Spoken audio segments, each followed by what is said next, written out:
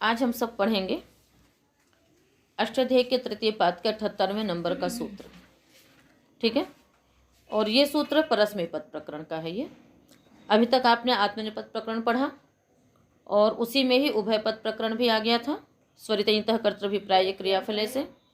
और अब इसके पश्चात परस्मैपद प्रकरण प्रारंभ हो रहा है। शेषात् कर्तरि परस्मैपदम्। शेषात् पंचमी का एक वचन, कर्तरि सप्तमी का एक वचन, परस्मैपदम प्रथमा का एक वचन। समास किसी में भी नहीं होगा। सूत्र का अर्थ करेंगे। शेषात् कर्तरि परस्मैपदम भवति, सामान्य अर्थ हो गया। अब थोड़ा सा शेषात् कस्मात् तो बताएंगे। येभ्यः धातुभ्यः येन विशेषणेन आत्मनेपदम उक्तम। येभ्यः धातुभ्यः येन विशेषणेन आत्मनेपदम उक्तम ततः यद अन्यत् स शेषः।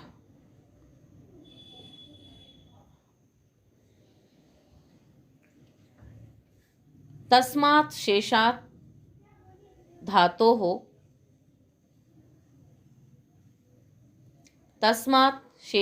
धातोः कर्तरिवाच्ये परस्मैपदम भवति।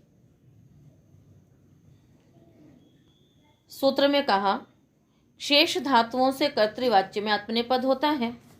प्रश्न होता है कौन सी शेष, किन से शेष, मतलब शेष तो किसी से तो शेष बताएंगे, तो किन से शेष बताया। तो यहाँ पर कहा कि येभ्यः धातुभ्यः, जिन धातुओं से, जिन विशेषणों से युक्त करके। ठीक है, प्रत्येक धातु में या तो उपसर्ग से विशेषण युक्त किया अथवा अर्थ विशेष में कहा, या तो उपसर्ग विशिष्ट धातु बना दी अथवा अर्थ विशेष में धातुओं से आत्मनेपद का विधान किया गया। अब जिन धातुओं से आत्मनेपद का विधान कर दिया गया किसी भी विशेषण से युक्त होने पर, उन सब से जो शेष धातुएं बच गईं उन सब से क्या हो जाएगा, कर्तृवाच्य में आत्मनेपद नहीं परस्मैपद होगा।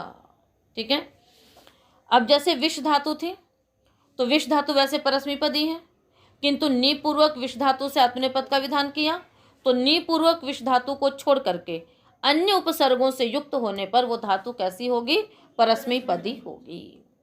ठीक है, तो प्रविशति, और इसी प्रकार से है याति, वाति।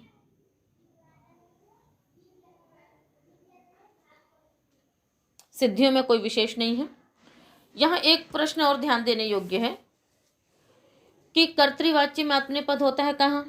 अभी आपने 2 दिन पहले एक सूत्र पढ़ा है, नेरणौ यत्कर्मणौ चेत स कर्ता नाध्याने, जिसमें यह बताया था कि सौकर्यातिशय की विवक्षा में कर्म कर्ता बन जाता है, और जब कर्म कर्ता बनता है उसको हम क्या कहते हैं, कर्म कर्तृवाच्य। उसको क्या कहते हैं, कर्म कर्तृवाच्य। ठीक है, अब उसमें जो कर्म कर्तृवाच्य होगा तो उसमें कर्म भी है और कर्ता भी है। तो कर्म होने के कारण से भाव कर्मणों से आत्मनेपद की भी प्राप्ति है, और कर्तृवाच्य होने से शेषात् कर्तरि परस्मैपदम से परस्मैपद की भी प्राप्ति है। दोनों है ना उसमें, क्योंकि कर्म भी है और कर्ता भी है।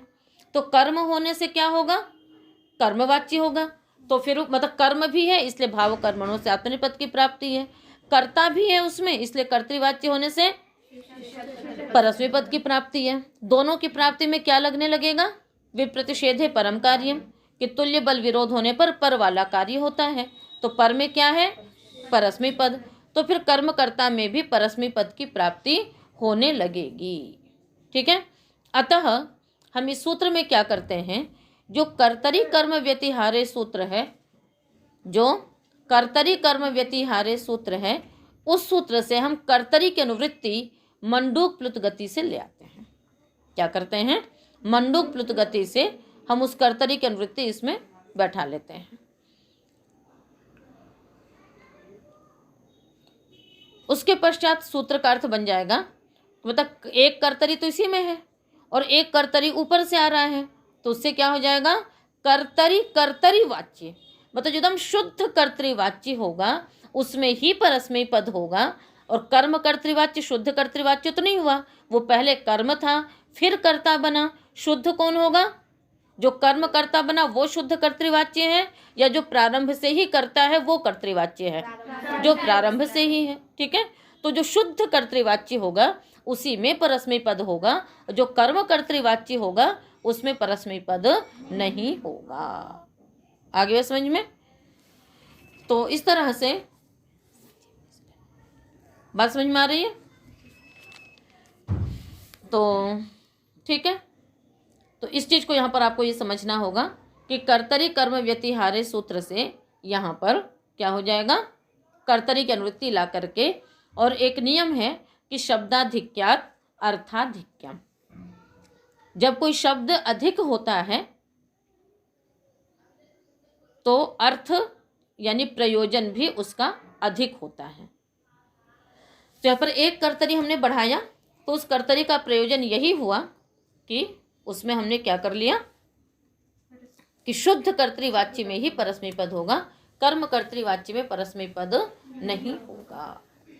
बात समझ में आ गई? तो ये सभी धातुएं आपकी हैं, पठति, हसति, वदति, सभी शेष धातुएं हैं, यानी अनुदात्तेत और ङित से जो शेष, स्वरितेत और ङित से जो शेष, और निर्विशः से लेकर के अन्य जिन विशेषणों में आत्मनेपद का विधान किया उन सब से जो भी शेष बची धातुएं उन सब में परस्मै पद होगा। और धातु पाठ में परस्मै पदी धातुओं के लिए अथ परस्मै भाषः और उसके साथ साथ उदात्तेतः। ठीक है, तो अनुदात्तेत आत्मनेपदी धातुओं के लिए, स्वरितेत उभयपदी धातुओं के लिए और उदात्तेत परस्मैपदी धातुओं के लिए प्रयोग किया जाता है। ठीक है ना? तो इस प्रकार से ये परस्मै पद का मुख्य सूत्र था जो कि पूर्ण हुआ। अब आगे आपको बस विशेष कुछ इसमें भी बताते चले जाएंगे। अनुपराभ्याम क्रियः, अनुपराभ्याम पंचमी का द्विवचन, क्रियः पंचमी का एक वचन। अनुच पराच इति अनुपरे ताभ्याम अनुपराभ्याम। अनुपरा पूर्वाभ्याम क्रि धातोः परस्मै पदम भवति। अनुपरा पूर्वक क्रि धातु से परस्मै पद होता है। उदाहरण बना लीजिए। परस्मै पद अनुकरोति, पराकरोति। ठीक है, अनुकरोति अनुकरण करता है, पराकरोति दूर करता है। ये तृतीय पाद में आप लोगों को प्रायः सभी उपसर्ग युक्त जो धातुएं थी उनके अर्थ बताए गए हैं, उनका अर्थ आप लोग लिख लीजिए, एक कॉपी बना लीजिए। ठीक है, जिसमें केवल उदाहरण और उदाहरणों के अर्थ हों। ठीक है, तो जो बहुत सामान्य हैं उनमें तो कोई बात नहीं, तो ऊपर सूत्र संख्या डाल दें, फिर उसके जितने भी उदाहरण हैं उतने उदाहरण लिख लिए और उन उदाहरणों के अर्थ लिख लिया। जो बहुत कॉमन है उनको लिखने की आवश्यकता नहीं है, पर जो भी जैसे निविशते, उपविशते, प्रविशते, संयच्छते, संगच्छते, ऐसे आपको पीछे बताए थे, गंधनावक्षेपण इत्यादि में बताया था। तो जो उदाहरणों में जो उपसर्ग लग करके जो अर्थ परिवर्तन होता है, तो आप एक कॉपी बना करके आगे इस प्रकार से और भी आएंगे, द्वितीय अध्याय में, तृतीय अध्याय में भी बहुत सारे आएंगे। तो इस प्रकार से एक उदाहरणों के अर्थों की कॉपी आप एक बना लीजिए, आपके पास एक संग्रह भी हो जाएगा। इस प्रकार से अच्छा रहेगा वो। अस्तु, अभिप्रत्यतिभ्यः क्षिपः। तो जो अनुकरोति पराकरोति क्या है? क्रि धातु है, ङित है, उभयपदी थी, किंतु क्रिया का फल कर्ता को प्राप्त होता तभी आत्मनेपद होता और हमें वैसे परस्मै पद होता। अब क्या होगा कि यदि कर्ता का फल, क्रिया का फल कर्ता को मिल रहा है तो भी परस्मै पद ही रहेगा, अनुपरा पूर्वक। ठीक है, आगे चलिए। अभिप्रत्यतिभ्यः क्षिपः। अभिप्रत्यतिभ्यः पंचमी का बहुवचन, क्षिपः पंचमी का एक वचन। अभिश्च प्रतिश्च अतिश्च इति अभिप्रत्यतयः तेभ्यः अभिप्रत्यतिभ्यः। अभिप्रति अति इत्येवं पूर्वात् क्षिप् धातोः परस्मै पदम भवति। अभिप्रति अति पूर्वक क्षिप् धातु से परस्मै पद होता है। ठीक है, उदाहरण बना लेंगे हम लोग। अभिक्षिपति, प्रतिक्षिपति, अतिक्षिपति। अभिक्षिपति इधर उधर फेंकता है, प्रतिक्षिपति प्रति मतलब बदले में फेंकता है, एक ने फेंका उसके बदले में फेंका। अतिक्षिपति बहुत फेंकता है, जैसे गेंद इत्यादि भी खेलते हैं ना, हमने इधर से फेंका फिर उसने उधर से फेंका, तो इसको भी आप प्रतिक्षिपति प्रयोग कर सकते हैं। तो क्षिपति ये तुदादिगण की धातु है, तो तुदादिभ्यास से श आएगा, अपित सर्वधातुंगित्वत होने के कारण से गुण नहीं हो पाएगा, तो क्षिप आति क्षिपति, है ना। क्षिप पूरी धातु क्या है? क्षिप प्रेरणे। प्राद्वह, प्रात पंचमी का एक वचन, वह पंचमी का एक वचन। अनुवृत्ति परस्मैपदम की आ रही है। अर्थ करिए, सूत्र का बहुत सरल सूत्र है। प्रपूर्वात, वह धातु का पूरा अर्थ, हाँ, वह प्रापणे इत्येतस्मात् धातोः परस्मैपदं भवति। हाँ,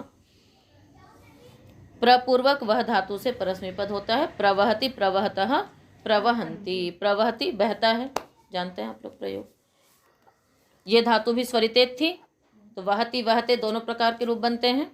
तो स्वरितेत होने पर क्रिया का फल कर्ता को मिलेगा, तभी आत्मनेपद, वैसे परस्मैपद होता, इसने नित्य परस्मैपद का विधान कर दिया। परेर मृषः, परेः पंचमी का एक वचन, मृषः पंचमी का एक वचन। परित्यवम पूर्वात् मृष धातोः परस्मैपदम भवति।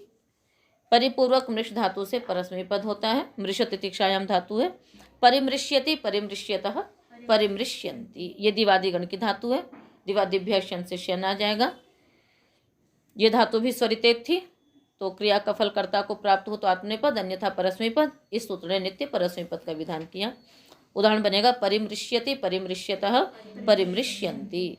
परिमृश्यति, मृश्यति मतलब होता है सहन करता है, और परि का अर्थ होता है चारों ओर से, तो सब प्रकार से सहन करता है।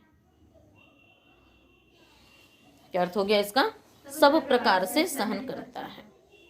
व्यांग परिभ्यो रमः, व्यांग परिभ्यः पंचमी का बहुवचन, रमः पंचमी का एक वचन। विच आंग च परिश्च इति व्यांग परयः तेभ्यः व्यांग परिभ्यः, इतरेतर द्वंद्व समास है। अर्थ करिए आप सब मिल करके। आंग परि इत्येवं पूर्वात् रम भवेत् धातोः परस्मैपदं भवति। हिंदी में वि आंग परि इन उपसर्ग पूर्वक रम धातु, रम धातु में पूरार्थ रम उपरमे, इस धातु से आत्म परस्मैपद होता है। उदाहरण बनाइए। वीरमति, आरमति, आत्मनेपद क्यों बना रहे हो? परस्मैपद बनाओ। वीरमति, आरमति, परिरमति, ये धातु नित्य आत्मनेपदी थी, अनुदात्तंगिता आत्मनेपदम से, अनुदात्ते धातु है। तो इस सूत्र ने क्या किया? वी आंग परिपूर्वक रम धातु से परस्मैपद। ये जितने भी इधर सूत्र है ना, ये सब पिछले सूत्रों के अपवाद हैं। या तो कुछ धातुएं उभयपदी हैं, या फिर कुछ धातुएं आत्मनेपदी हैं, ठीक है ना। उदाहरण बनाइए। विरमति माने रुकता है, आरमति खेलता है, परिरमति चारों ओर खेलता है, ठीक है। परिरमति चारों ओर खेलता है। रम उपरमे धातु भवादिगण की है, ठीक है, इसलिए कोई वो नहीं शप आएगा। परिरमति। उपाच्य, पंचमी का एक वचन, च अव्ययपदम। अर्थ करिए। उप इत्येवं पूर्वात् रम धातोः आत्मनेपदं भवति। परस्मैपदं भवति। उपपूर्वक रम धातु से परस्मैपद होता है। देवदत्तम उपरमति, देवदत्त को हटाता है। तो अर्थ देख रहे हैं ना आप, उपसर्ग है तो बदल जा रहा है। तो यदि आप इनको एक कॉपी में अलग से नोट कर लेंगे, तो उसको जब आवर्तन करेंगे तो उदाहरणों के अर्थ आपके मुख में होंगे। चलिए आगे। विभाषा कर्मकात, विभाषा अव्ययपदम, प्रथमा का एक वचन, अकर्मकात पंचमी का एक वचन। अनुवृत्ति है उपात रमः और परस्मैपदम की। अर्थ करेंगे, करिए अर्थ। अकर्मकात उपपूर्वात् विभाषा भवति, ठीक। अकर्मक उपपूर्वक रम धातु से विकल्प से परस्मैपद होगा। तो वैसे तो अभी तक सकर्मक थी, देवदत्त को हटाता है, इस प्रकार से, पर इसने अकर्मक कर दिया। तो यावत भुक्तम उपरमति, यावत भुक्तम उपरमते, उभय पद हो गया इसमें। यावत भुक्तम उपरमति, यावद भुक्तम उपरमते।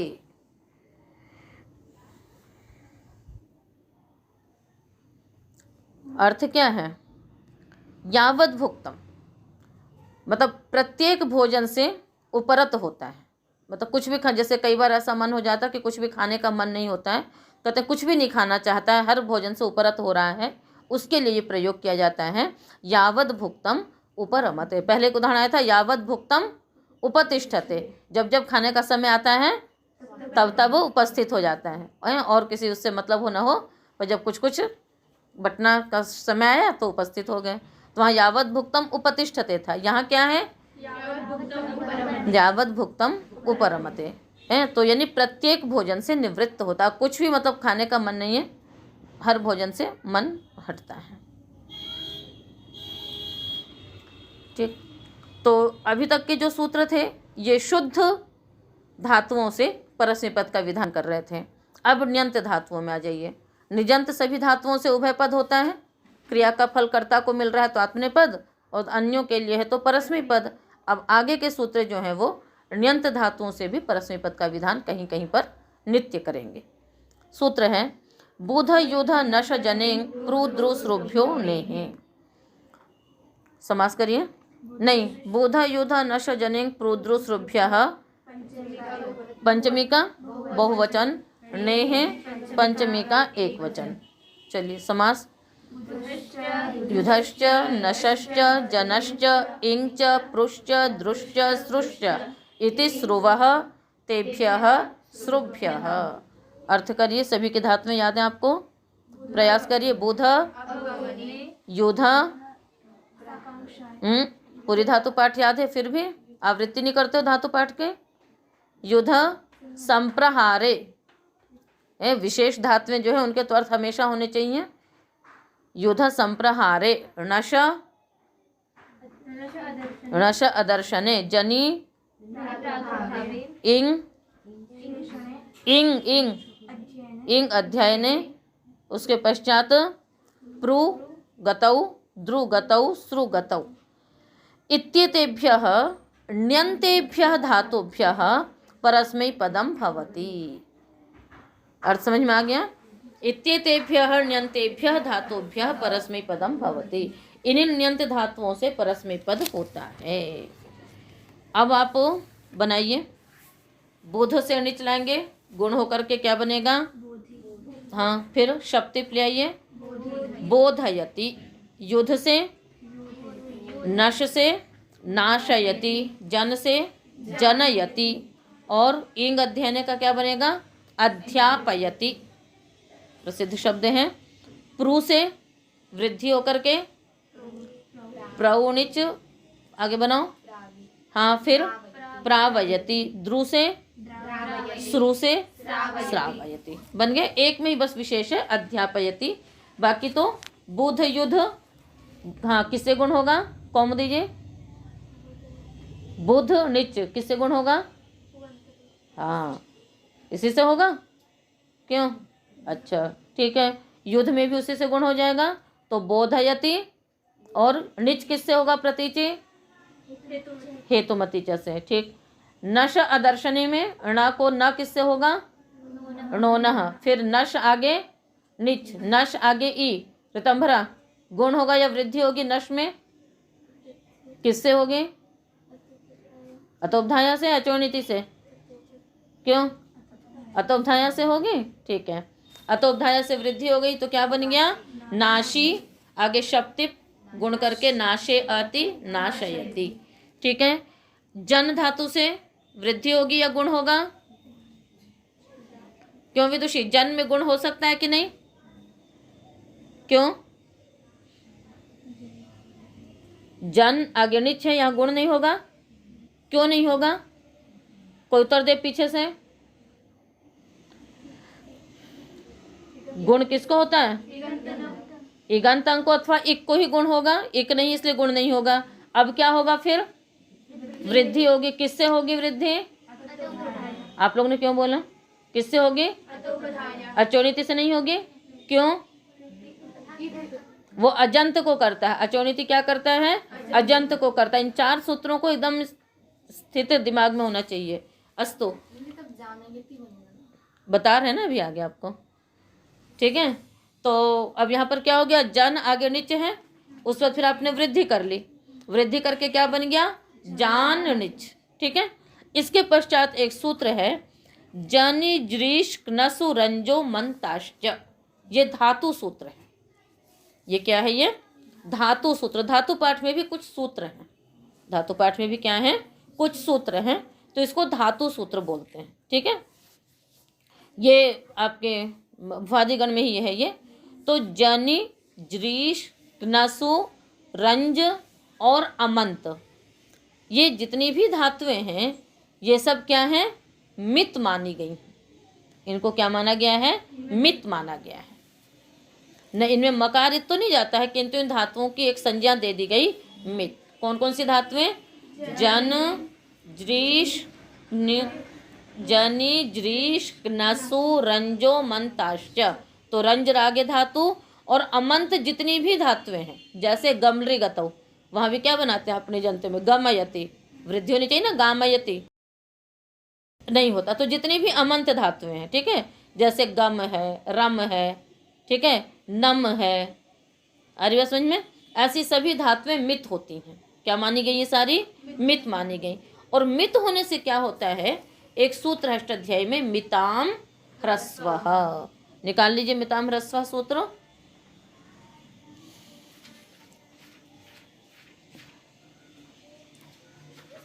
मिताम ह्रस्वः, ठीक है।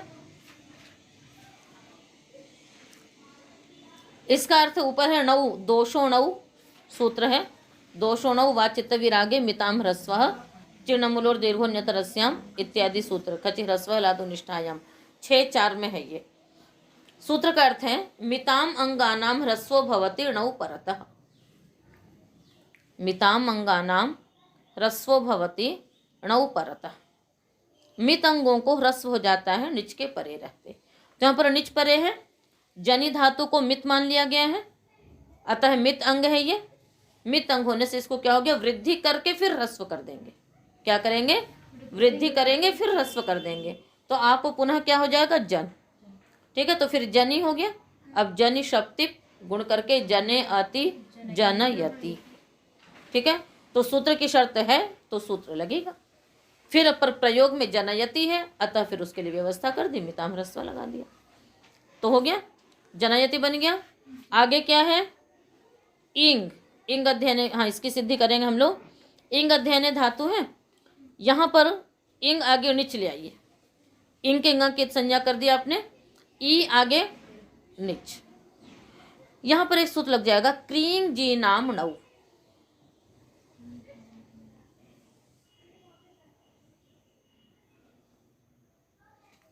क्रींग जी नाम नौ। क्री डुक्रीन द्रव्य विनिमय का क्री, इंग अध्ययन का इंग और जी, ठीक है ना, जी जय। इत्येतेषां धातूनाम आत्वं भवति णौ परतः, इत्येतेषां धातूनाम आत्वं भवति णौ परतः, निच परे रहते इन धातुओं को क्या हो जाता है, आत्व हो जाता है। अब बताओ, ई को आ हो गया तो क्या बन गया, आ निच। अब क्या लग जाएगा, निच में आकारांत धातुओं के लिए क्या व्यवस्था की गई है, अर्ति ह्रीव ली रीक नुई क्ष्माई याताम पोग नौ। तो निजंत की जब हम सिद्धियां करते हैं तो वहां पर 3-4 चीजों का ध्यान देना पड़ता है। एक तो ये ध्यान देना होता है कि कहाँ वृद्धि हो सकती है, तो सब क्योंकि नित है तो नित पढ़ते हम पहले वृद्धि देखेंगे। उपधा में आकार है तो भी वृद्धि हो जाएगी, अजंत अंग है तो भी वृद्धि हो जाएगी। यदि उपधा में आकार और अजंत अंग नहीं है तो फिर हम गुण देखेंगे, ठीक है। उपधा में यदि लघु अंग है, लघु उपधा है और इक है तो उसको क्या हो जाएगा, गुण हो जाएगा। और यदि इगंत अंग में तो वृद्धि होगी, लघु उपध अंग होगा तभी क्या होगा, गुण हो जाएगा। इनको देख लिया। उसके अतिरिक्त क्रिंग जी नाम नौ के ही आसपास कुछ 2-4 सूत्र हैं, कल भी एक सूत्र लगा था, आज भी लग गया। तो वहाँ पर क्या होता है, आत्व का प्रकरण है, आदेश उपदेश शिति के बाद ये सूत्र हैं, तो उनमें क्या होता है, आत्व होता है, ठीक है। और आत्व करने के बाद फिर 7वें अध्याय के 3य पाद में एक प्रकरण है निच परे रहते वहाँ पर कहीं पर युकागम होता है, कहीं पुकागम होता है, और कुछ धातुओं में लुक इत्यादि आगम होते हैं सामान्य रूप से। ठीक है, तो क्या हो जाएगा, यहाँ पर जो भी आकारांत धातुएं होंगी तो अर्ति ह्रीव ली री क्नुइक श्माई याताम पुगणौ, इस सूत्र को बहुत महत्वपूर्ण सूत्र है ये, इसको हमेशा याद रखना चाहिए निच प्रकरण के लिए। तो निच के पर रहते आकारांत धातुओं को पुकागम हो जाएगा, तो क्या बन जाएगा, आप। और दूसरी बात ये ध्यान में रखिएगा कि इंग अध्ययन धातु कभी स्वतंत्र प्रयुक्त नहीं होती है, इसका प्रयोग हमेशा अधिपूर्वक ही होता है। इसका प्रयोग एक इंग अध्ययन और एक इक स्मरण, ये दो धातुएं ऐसी हैं जिनका प्रयोग हमेशा अधिपूर्वक ही होता है। तो अधि आपी यणादेश हो गया, क्या बन गया, अध्यापी। अब अध्यापी शपतिप अध्यापे अति अयादेश होकर के अध्यापयति। सिद्धि समझ में आ गई आपको। तो इस प्रकार से अध्यापयति बन गया।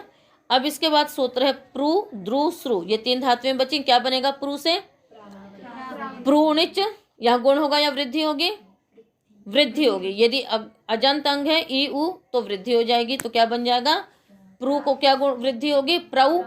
उस बाद फिर आवादेश होगा तो प्रावी प्रावी अति प्रावे अति प्रावयति। इसी प्रकार द्रावयति और श्रावयति। तो बोधयति का अर्थ हो जाएगा बोध कराता है, योधयति का अर्थ हो जाएगा लड़ाता है, नाशयति नाश करता है, जनयति उत्पन्न करता है, अध्यापयति पढ़ाता है, प्रावयति प्राप्त करता है, द्रावयति पिघलाता है, और श्रावयति टपकाता। श्रु श्रवण, क्या धातु रखेंगे यहाँ पर, श्रु श्रवण। तो इस प्रकार से श्रुगतौ भी है, श्रु श्रवणे भी है। तो इस प्रकार से जितनी भी इधर धातुएं आ रही हैं सब की धातुओं के अर्थ साथ साथ याद करिए और नोट होना चाहिए। तो इस प्रकार से यहाँ पर ये आपके सूत्र हुए। ठीक है, तो निजंत धातुओं का चल रहा है, बोधयति योधयति इत्यादि। आगे एक सूत्र और है, निगरण चलनार्थेभ्यश्च। निगरण चलनार्थेभ्यः पंचमी का बहुवचन च अव्ययपदम।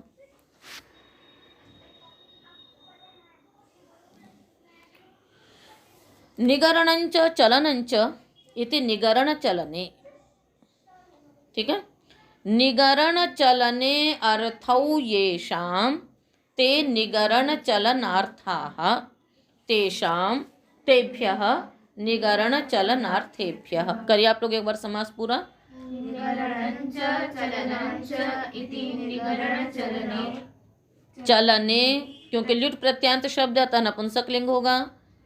फिर निगरण चलने अर्थौ येषां ते निगरण चलनार्थाः तेभ्यः निगरण चलनार्थेभ्यः। ठीक, अर्थ करेंगे सूत्र का। नेह की अनुवृत्ति आ रही है परस्मै पदम की भी। निगरणार्थेभ्यः चलनार्थेभ्यश्च ण्यन्तेभ्यः धातुभ्यः परस्मै पदम भवति। क्या अर्थ हो गया, निगरणार्थेभ्यः चलनार्थेभ्यः ण्यन्तेभ्यः धातुभ्यः परस्मै पदम भवति। ध्यान यही केंद्रित रखो। निगरणार्थक और चलनार्थक। निगरण मतलब क्या होता है, निगलना, गृह निगरण है, निगलना यानी खाना। ठीक है, और उसके साथ साथ चलनार्थक, चलनार्थक मतलब गति करना, है ना। इन दोनों अर्थ वाली जो भी ण्यंत धातुएं होंगी उनसे भी क्या हो जाएगा, नित्य परस्मै पद होगा। ठीक है, तो निगरणार्थक में है जैसे गृह निगरण ही धातु है तो निगारयति, क्या क्या बन गया, निगारयति। अशभोजन है, ये भी इसमें भी खाएंगे तो निगलेंगे ही, तो आशयति, भोजयति। ठीक है ना, तो ये तो हो गया आपके इसमें। और चलनार्थक में जैसे चलयति, चुप धातु है, चुप मंदायाम गतौ, धीमे धीमे चलना, तो चोपयति, धीरे धीरे चलाता है। कंपयति, कंपाता है। ये सब धातुएं आपकी चलनार्थक हो गई। ठीक है, तो इसमें जो चलयति है ये मित धातु है, चल कंपने घटादयो मितः, वहीं पर एक सूत्र सबसे ऊपर का है। ठीक है ना, घटादयो मितः, उसके बाद मतलब घट से लेकर के जितनी भी धातुएं सब मित मानी गई हैं, तो उसी के अंतर्गत चल कंपने धातु भी, इसलिए वो भी मित है, तो वही वृद्धि करके फिर मिताम ह्रस्व से ह्रस्व कर देंगे। तो सिद्धियों में कहीं कुछ नहीं है।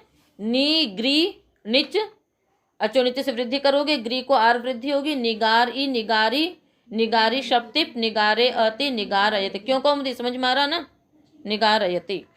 और अश में वृद्धि करके आशयति, भुज में गुण करके भोजयति, चलनार्थक में चल आपको बता ही दिया, चुप में गुण करके चोपयति, और कंप धातु में निच करेंगे, न गुण होगा न वृद्धि होगी, तो कंपी कंपे अति कंपयति। तो इस प्रकार से ये आपकी निगरणार्थक चलनार्थक, ये तो कुछ उदाहरण दिए हैं, इसके अतिरिक्त अन्य भी जो धातुएं होंगी उन सब में क्या हो जाएगा, नित्य ही परस्मैपद पद होता है। तो इस प्रकार से ये आज का पाठ आपका इतना ही शेष